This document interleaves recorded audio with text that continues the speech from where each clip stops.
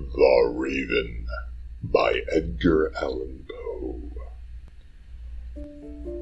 Once upon a midnight dreary, while I pondered, weak and weary, over many a quaint and curious volume of forgotten lore, while I nodded, nearly napping, suddenly there came a tapping, as if someone gently rapping on my chamber door. "'Tis some visitor," I muttered, tapping at my chamber door. Only this, and nothing more. Ah, distinctly I remember, it was in the bleak December, and each separate dying ember wrought its ghost upon the floor. Eagerly I wished the morrow, vainly I had sought to borrow from my books surcease from sorrow for the lost Lenore, for the rare and radiant maiden whom the angels name Lenore, nameless here forevermore. And the silken, sad, uncertain rustling of each purple curtain filled me with fantastic terrors never felt before, so that now, to still the beating of my heart, I stood repeating, "'Tis some visitor entreating entrance at my chamber door. Some late visitor entreating entrance at my chamber door. This it is, and nothing more." Presently my soul grew stronger, hesitating then no longer. "Sir," I said, "or madam, truly your forgiveness I implore. But the fact is I was napping, and so gently you came rapping, and so faintly you came tapping at my chamber door, that I scarce was sure I heard you. Here I opened wide the door. Darkness there, and nothing more."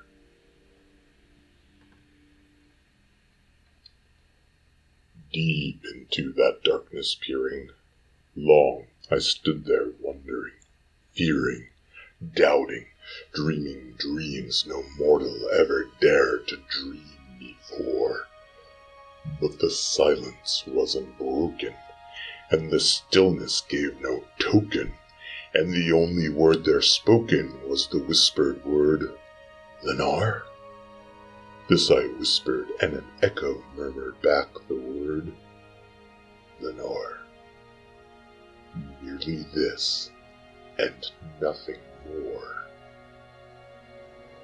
Back into the chamber turning, all my soul within me burning, soon again I heard a tapping somewhat louder than before. "Surely," said I, "surely this is something at my window lattice. Let me see then what thereat is, and this mystery explore. Let my heart be still a moment, and this mystery explore. 'Tis the wind, and nothing more." Open here I flung the shutter, when, with many a flirt and flutter, in there stepped the stately raven in the saintly days of yore. Not the least obeisance made he, not a minute stopped or stayed he, but with mien of lord or lady perched above my chamber door, perched upon the bust of Pallas just above my chamber door, perched and sat, and nothing more. Then this ebon bird beguiling my sad fancy into smiling, by the grave and stern decorum of the countenance it wore. "Though thy crest be shorn and shaven, thou," I said, "art sure no craven, ghastly, grim, and ancient raven, wandering from the nightly shore. Tell me what thy lordly name is on the night's Plutonian shore."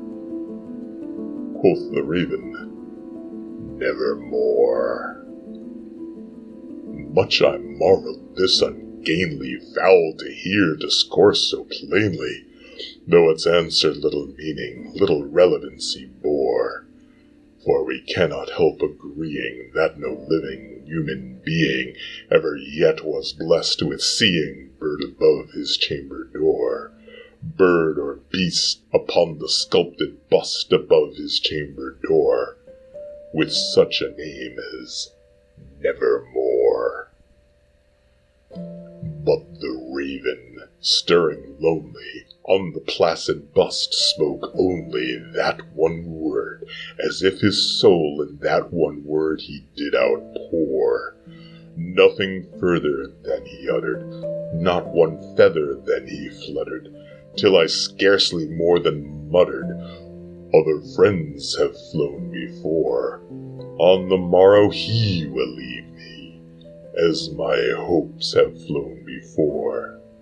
Then the bird said, "Nevermore."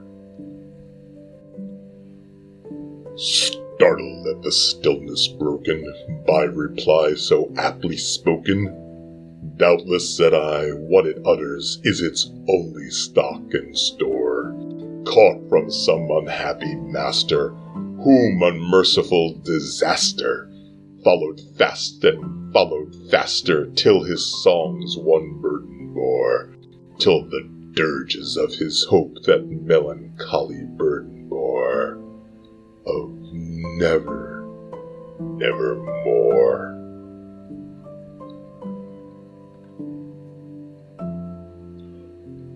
But the raven still beguiling all my fancy into smiling, straight I wheeled a cushioned seat in front of bird and bust and door. Then upon the velvet sinking, I betook myself to linking fancy unto fancy, thinking what this ominous bird of yore, what this grim, ungainly, ghastly, gaunt, and ominous bird of yore meant in croaking "Nevermore." This I sat engaged in guessing, but no syllable expressing, to the fowl whose fiery eyes now burned into my bosom's core. This and more I sat divining, with my head at ease reclining on the cushion's velvet lining that the lamplight gloated o'er, but whose violet velvet lining with the lamplight gloating o'er she shall press, ah, nevermore. Then methought the air grew denser, perfume from an unseen censer, swung by seraphim whose footfall tinkled on the tufted floor. "Wretch," I cried, "thy God hath lent thee, by these angels he hath sent thee, respite, respite and nepenthe from thy memories of Lenore. Quaff, oh quaff this kind nepenthe, and forget this lost Lenore." Quoth the raven, "Nevermore."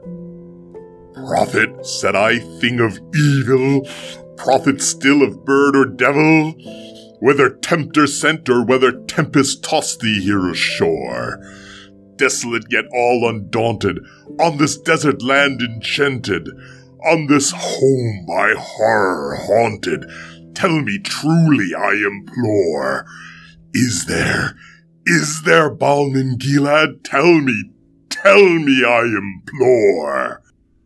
Quoth the raven, "Nevermore."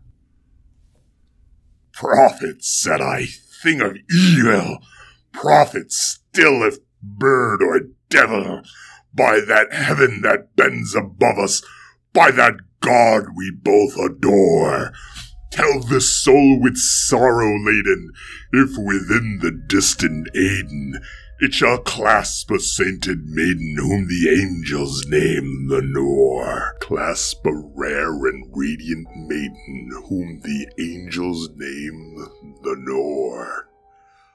Quoth the raven, "Nevermore." "Be that word our sign of parting, bird or fiend," I shrieked upstarting. "Get thee back into the tempest and the night's Plutonian shore. Leave no black plume as a token of that lie thy soul hath spoken. Leave my loneliness unbroken, quit the bust above my door. Take thy beak from out my heart, and take thy form from off my door. Quoth the raven, nevermore. And the raven, never flitting, still is sitting on the pallid bust of Pallas just above my chamber door. And his eyes have all the seeming of a demon's that is dreaming, and the lamplight o'er him streaming throws his shadow on the floor. And my soul from out that shadow that lies floating on the floor shall be lifted nevermore.